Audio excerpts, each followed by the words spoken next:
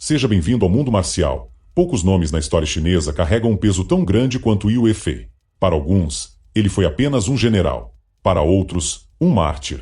Para o povo chinês, um símbolo absoluto de lealdade. E dentro do mundo marcial, seu nome ocupa um lugar quase intocável, sendo associado a algumas das artes de combate mais diretas e brutais já atribuídas a um único homem. Mas é justamente aí que nasce a controvérsia. Liu Yifei realmente criou esses estilos? Ou seu nome foi usado séculos depois para legitimar sistemas que surgiram muito tempo após sua morte? Neste vídeo, você vai acompanhar uma cronologia clara, do nascimento de Liu Yifei até o momento em que cada arte marcial passa a ser ligada ao seu legado, separando o que é registro histórico, tradição marcial e mito construído ao longo dos séculos. Prepare-se! Essa não é apenas uma história de Kung Fu, mas de guerra real, traição política, honra levada até as últimas consequências e um legado que atravessou gerações. Antes de seguir em frente, um aviso importante. Este conteúdo é para fins educacionais, de preservação cultural e análise técnica. Aqui, nós promovemos o respeito por todas as artes marciais e a não-violência. Qualquer prática deve ser supervisionada por um instrutor qualificado. O ano é 1103, durante a dinastia Song do Norte. Na província de Henan nasce Liu Yifei, em um contexto muito distante de qualquer ideal romântico sobre artes marciais. Ele não vem de família nobre, não cresce cercado de conforto e muito menos de privilégios. Sua infância é marcada por dificuldades, escassez e instabilidade, algo comum em um império que, apesar de culturalmente avançado, já demonstrava sinais claros de fragilidade militar. Ainda muito jovem, Liu Yifei perde o pai, e esse evento muda completamente o rumo de sua vida. É nesse momento que surge uma figura central para toda essa história, Zhou Tong. Zhou Tong não era um monge, nem um mestre de Kung Fu no sentido clássico. Ele era um instrutor militar, especializado em arco e flecha, manejo de lança e treinamento físico rigoroso. Sob sua tutela, Liu Yifei aprende a suportar dor, frio e fome, desenvolve resistência física extrema, disciplina rígida e domínio de armas longas. Nesse ponto da cronologia, é fundamental entender algo.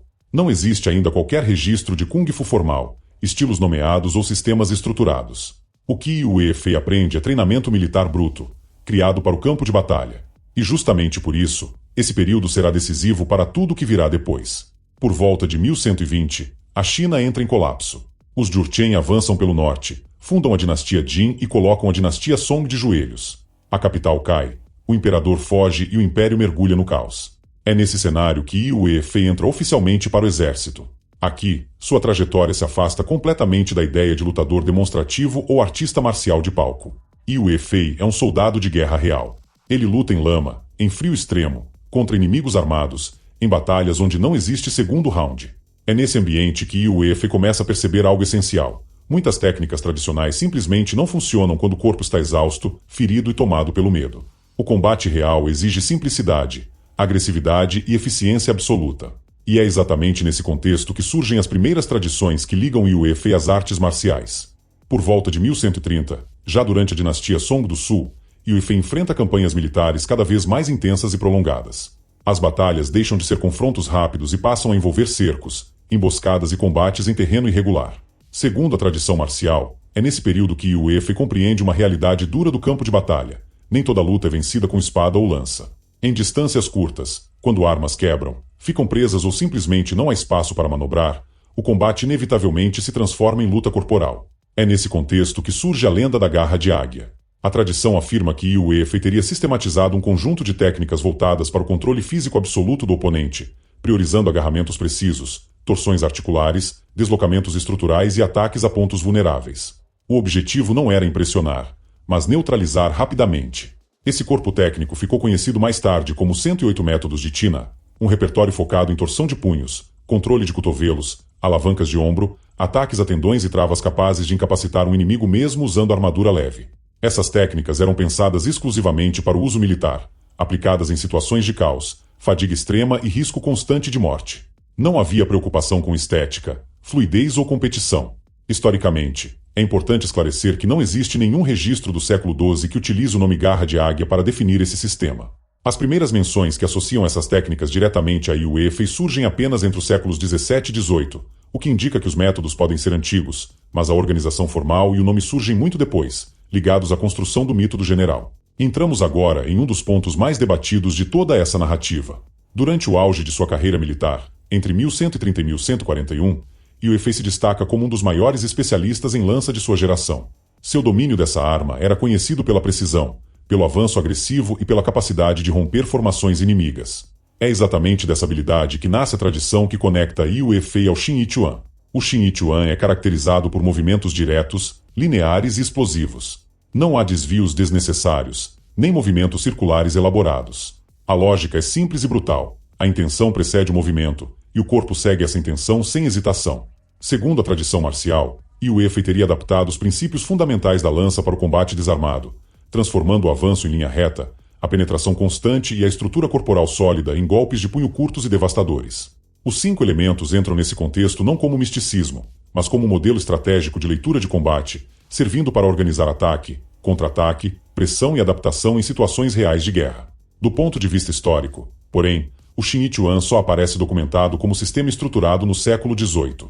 Isso leva os historiadores a uma conclusão relativamente consensual. Yue Fei pode ter influenciado conceitos e princípios fundamentais, mas o estilo, como é praticado hoje, foi organizado e formalizado muitos séculos depois. Aqui entramos em um território onde a fronteira entre história e tradição se torna ainda mais tênue. O Yue Jiachuan aparece documentado pela primeira vez em 1684, na obra Shu Yue Chuanjuan, um romance histórico dedicado à vida de Yue Fei. Diferente de outros estilos, o Yue Jiachuan não se apresenta como um sistema técnico fechado, com formas rígidas ou currículos bem definidos. Ele funciona, sobretudo, como um conjunto de princípios militares atribuídos à família Yue. Esses princípios incluem ataque direto, defesa eficiente, economia de movimento, combinação equilibrada entre força externa e força interna, disciplina rígida e, acima de tudo, lealdade absoluta. Mais do que um estilo de luta, o Yue Jiachuan representa uma filosofia marcial associada à figura do general. É o Kung Fu da guerra, moldado pelo campo de batalha, e não o Kung Fu do templo ou da contemplação. O Fan Zichen surge ligado a Yue Fei de forma indireta, principalmente por meio de tradições transmitidas por linhagens posteriores. Algumas escolas afirmam que discípulos ou soldados treinados por Yue Fei praticavam Fan Zichen e que, após sua morte, combinaram essas técnicas com métodos de garra de águia, transmitindo o conjunto ao longo das gerações. O Fanzi é caracterizado por ataques contínuos, golpes em cadeia e movimentos rápidos em Luopin, criando uma pressão constante que não permite recuperação do oponente. A lógica é desgastar, quebrar a defesa e dominar o ritmo do combate. Historicamente, no entanto, o Fan Zichen também é associado a períodos posteriores, especialmente a dinastia Ming, o que reforça a interpretação de que Yue Fei não foi o criador direto, mas um símbolo ao qual o estilo foi posteriormente associado para reforçar legitimidade e autoridade marcial. O Shuodiao é possivelmente o mais antigo entre todos os sistemas associados a Yue Fei. Seu criador documentado é Dang Liang, ainda durante a dinastia Song. A tradição marcial estabelece uma linha clara de transmissão. Deng Liang teria ensinado Zhou Tong, Zhou Tong teria ensinado Yue Fei, e Yue Fei teria transmitido esses métodos aos seus soldados. O Shuodiao é focado no uso agressivo das pernas, com chutes longos, entradas explosivas, saltos e ataques direcionados às pernas e ao tronco do oponente. Em um contexto militar, essas técnicas eram extremamente eficazes para quebrar formações, derrubar inimigos armados e criar aberturas em combates caóticos. Aqui, Yue Fei não aparece como criador do sistema, mas como um elo fundamental de transmissão e adaptação segundo a tradição marcial. Em 1142, Yue Fei é acusado falsamente de traição. Executado. Seus soldados são dispersos. E é exatamente nesse momento que o mito nasce. Segundo a tradição, seus homens espalham os métodos, seus princípios sobrevivem e seu nome se transforma no maior símbolo de honra marcial da China.